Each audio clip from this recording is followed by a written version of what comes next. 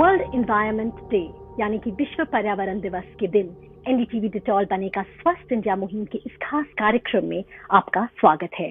आज जब हम कोविड-19 महामारी से जूझ रहे हैं तो स्वास्थ्य, जलवायु और पर्यावरण के बीच का संबंध बनाना और भी जरूरी हो जाता है।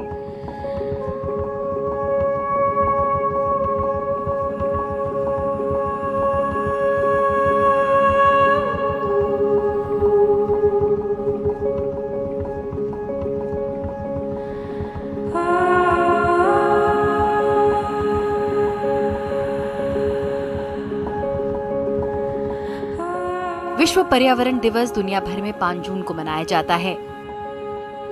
इसका मकसद समुद्री और पर्यावरण के प्रदूषण, जलवायु परिवर्तन और वन्य जीवों के खिलाफ होने वाले अपराधों के बारे में जागरूकता बढ़ाना और उसके खिलाफ काम करना है। विश्व पर्यावरण दिवस 2021 का थीम है इकोसिस्टम रिस्टोरेशन, जिसके तहत कुदरत के साथ हम अपने रिश्तों को दुरुस्त करने की कोशिश करेंगे।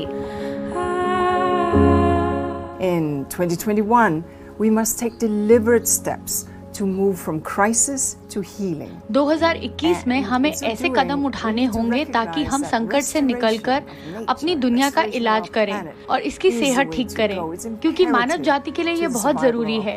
इस साल से शुरू होने वाली ये मुहिम 2030 तक चलेगी।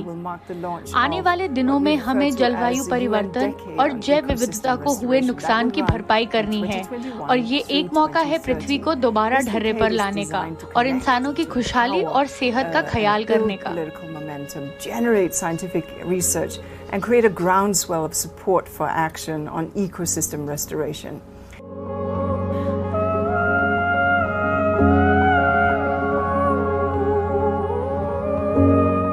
देखिए, पर्यावरण और हेल्थ में बहुत ही क्लोज लिंकेज है। अगर हमारे पास अच्छा पर्यावरण है, हेल्दी पर्यावरण है, तो हमारा जो स्वास्थ्य है वो भी ठीक रहेगा। जैसे कि आप कोविड-19 पैंडेमिक में आपने देखा होगा, ये जो पैंडेमिक है एक वायरस के कारण उसने पूरे दुनिया को एक तरह से रोक दिया है पिछले 2 साल में, और हम अगले साल तक भी हम इसका इम्पैक्ट देखेंगे। और जितने भी पैंडेमिक हमने देखा है हिस्टोरिकली, वो इन्वायरमेंटल डिस्ट्रक्शन के कारण हुआ है।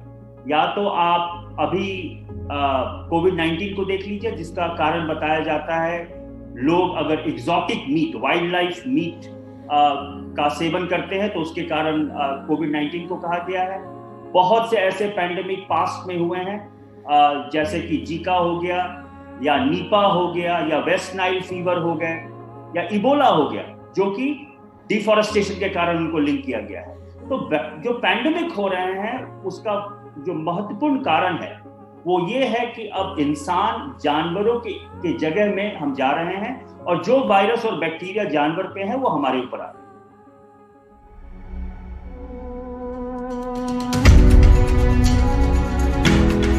जूनोसिस, जो जूनोटिक का बहुवचन है, एक ऐसा संक्रामक रोग होता है जो पैथोजन से लगता है। ये बैक्टीरिया, वायरस, पैरासाइट या प्रायन हो सकता है जो किसी दूसरे जीव से इंसान को लग सकता है।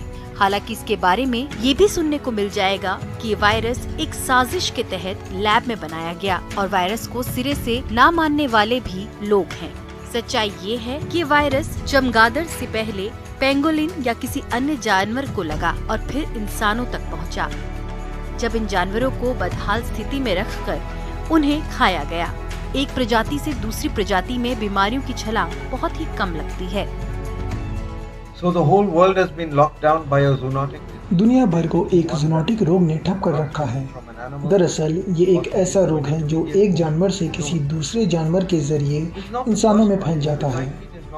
कोविड-19 पहला ऐसा रोग नहीं है। इससे पहले हम इबोला, एड्स, मेश, सार्स देख चुके हैं। फिर स्वाइन फ्लू, बर्ड फ्लू, लगता है इसका कोई अंत नहीं है। हमें इस वक्त बस ये करना चाहिए कि लोग ये समझना शुरू करें कि हमें कुदरत की बात माननी चाहिए और उसे अपनी बात मनवाने से गुरेज करना चाहिए। इसे कैसे करें? ये सुनिश्चित करके कि जिन प्रजातियों में वायरस है वो उसी पर्यावरण में रहें जहां उनका प्राकृतिक वास है। अगर ऐसा कर लिया तो अगली महामारी को रोकने में कामयाबी मिल सकती है। यही चीज़ सेंचुरी और कॉर्बेट फाउंडेशन फिलहाल कर रहे हैं। हम देश और दुनिया भर में बहुत बड़े कार्यक्रम चला रहे हैं जिसका मकसद इस माहौल को और मानव जाति को बचाना है, क्योंकि अगर हम ऐसा नहीं करते हैं तो कोविड-19 की समस्या ख़त्म होने से पहले ही हम 3-4 ना जाने कितनी महामारियों का शिकार हो जाएंगे।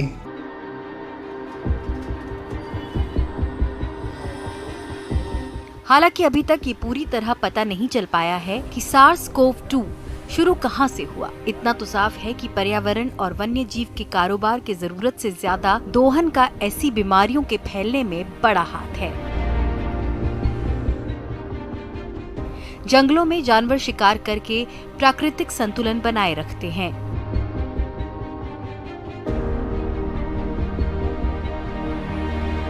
जब ज्यादा जैव विविधता होती है या प्रजातियों की भरमार होती है तो एक प्राकृतिक बाधा होती है जो पैथोजन को एक प्रजाति से दूसरी प्रजाति में जाने से रोकती है। जब हम जंगल काटने लगते हैं, पर्यावरण को बर्बाद करने लगते हैं, जानवरों का शिकार करके उन्हें खाते हैं या फिर अवैध वन्य जीव कारोबार में इस्तेमाल करते हैं, तो हम उन प्राकृतिक बाधाओं को तोड़ते हैं और खुद को पैथोजन से संक्रमित होने के रास्ते में डालते हैं। जंगली जानवरों के रहने की जगह घटने से जैव विविधता तो घटती ही है, इससे जानवरों का तनाव भी बढ़ता है और उनकी प्रतिरोधक क्षमता कमजोर होती है। जंगली जानवर और इंसान जब नजदीक आते हैं तो ऐसी महामारियों का खतरा बढ़ जाता है। हम इंसानों ने दुनिया के ज्यादातर इकोसिस्टम्स को तबाह कर दिया है, चाहे वो जमीन में हो या पानी में। जैव विविधता में इंसानी दखल जैसे जंगलों की कटाई, कृषि को बढ़ावा, डिफॉरेस्टेशन, वन्य जीव का कारोबार और भूजल परिवर्तन से ऐसे हालात बन जाते हैं जिनसे पैथोजेंस को जानवरों से इंसानों तक पहुंचने में आसानी होती है।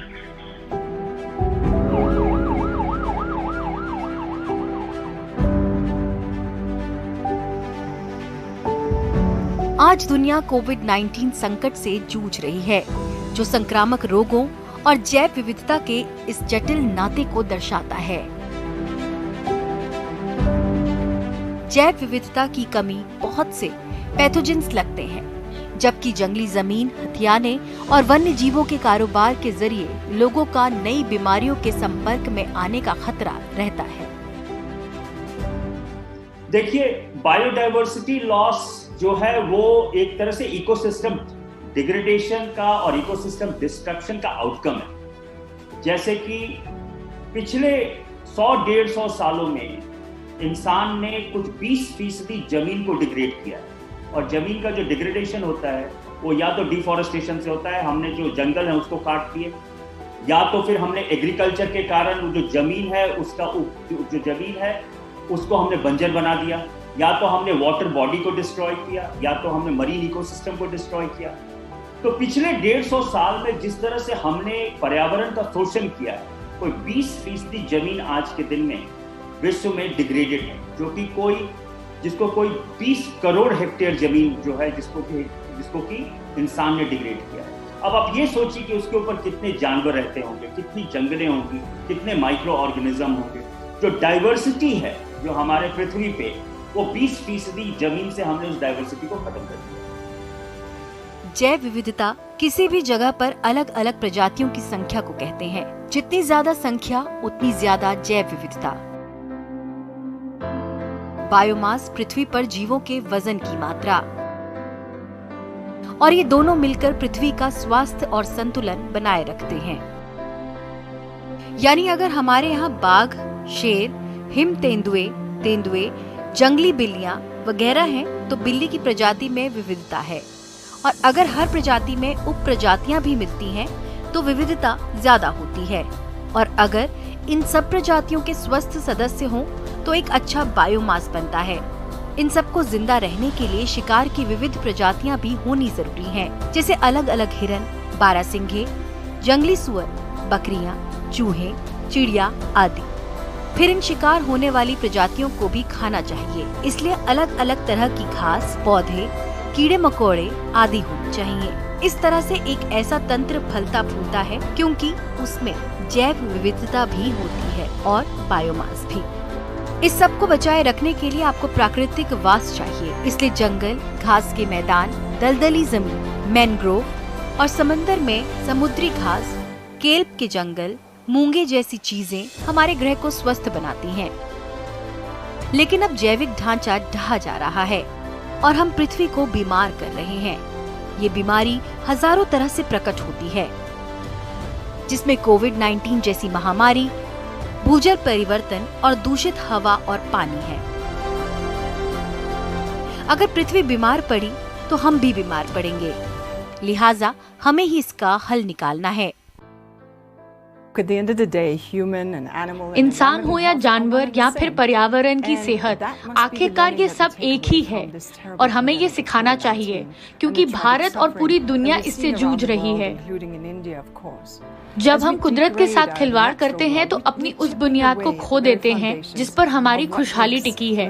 महामारी ने दिखाया है कि हमें प्रकृति के साथ अपने रिश्ते को सुधारना चाहिए। Economic growth, the roofs over our heads, the clothes we wear, all of that is provided by nature. So the pandemic has shown us that we really need to rethink our relationship with nature. इंसानी गतिविधियों से पर्यावरण का नुकसान होता है। महामारी ने हमारी आर्थिक गतिविधियों, खपत और आवाजाही, प्रदूषण पर अंकुश लगाया है और प्राकृतिक संसाधनों का इस्तेमाल कम हुआ है, तो पर्यावरण को पहुंचने वाले नुकसान में भी कमी आई है। लेकिन माहौल में कार्बन डाइऑक्साइड का स्तर बढ़ता ही जा रहा है और प्लास्टिक के अलावा बायोमेडिकल कचरा भी बढ़ रहा है।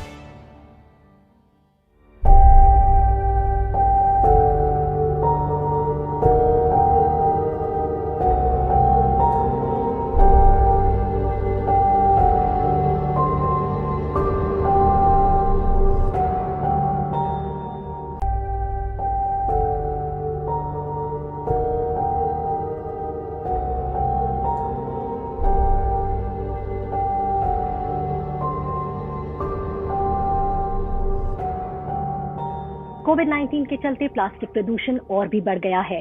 हम सभी मास्क, ग्लव, फेस शील्ड इस्तेमाल करते हैं। इसके अलावा हमने देखा है कि बायोमेडिकल वेस्ट और प्लास्टिक वेस्ट भी काफी बढ़ गया है, खासकर कोविड-19 की ये दूसरी लहर में। इस सारे कचरे से पर्यावरण पर बहुत असर पड़ता है, लोगों पर, जानवरों पर, मिट्टी पर और पानी पर भी। एक्सपर्ट्स मानते हैं कि जो ये कोविड-19 का जो वेस्ट पर असर है, ये काफी समय तक रहेगा। जब हम बायोमेडिकल वेस्ट के बारे में बात करते हैं तो एक बहुत बड़ी समस्या है। एक तो पहले से ही हमारे देश में लगभग 600 टन बायोमेडिकल वेस्ट रोजाना प्रोड्यूस होता था और अभी के का जो माहौल है कोविड के कारण, जो सेंट्रल पोल्यूशन कंट्रोल बोर्ड का कहना है कि लगभग औसतन 220 से 230 टन हर रोज जो है बायोमेडिकल वेस्ट जनरेट हो रहा है। जब हम कहते हैं कि ये सारा का सारा वेस्ट, चाहे वो प्लास्टिक हो प्लस बायोमेडिकल वेस्ट हो, जब हमारे समुद्र में पहुंचता है तो ये ब्रेक डाउन करके माइक्रो प्लास्टिक बनता है और इसके बाद ये हमारे फूड चेन में आता है, क्योंकि मछलियां इसको खाती हैं और इसके बाद वो सारा का सारा प्रोसेस वापस हमारे सिस्टम में आता है, जो कि बहुत ही ज्यादा डेंजरस है।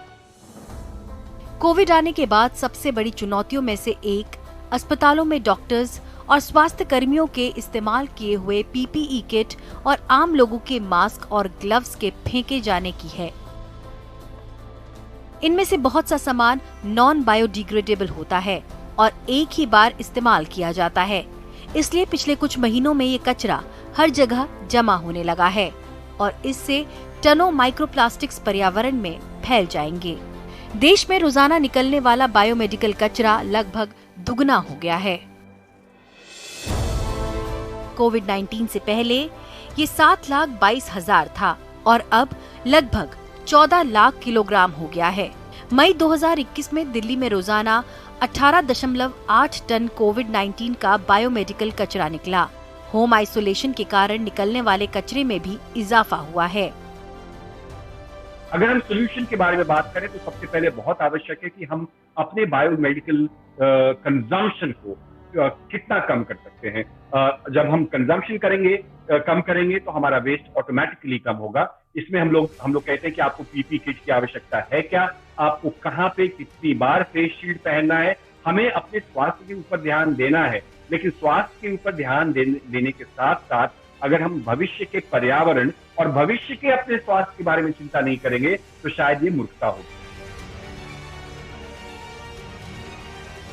ज्यादातर जगहों पर, खासकर दूसरे और तीसरे दर्जे की स्वास्थ्य सुविधाओं में, इस तरह के कचरे फेंके जाने के लिए ना तो कोई ढांचा है, ना प्रबंधन, ना योजना और ना ही निगरानी।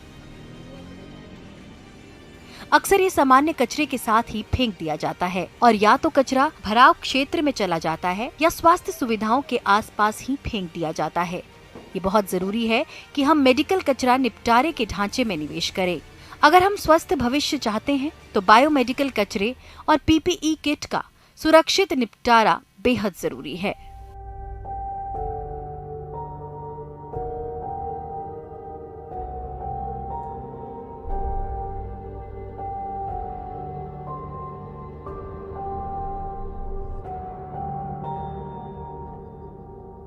कोविड-19 संकट ने ये दिखा दिया है कि समाज को महामारियों और दूसरे संकटों से निपटने के लिए खुद को मजबूत यानी कि रिजिलिएंट बनाना होगा।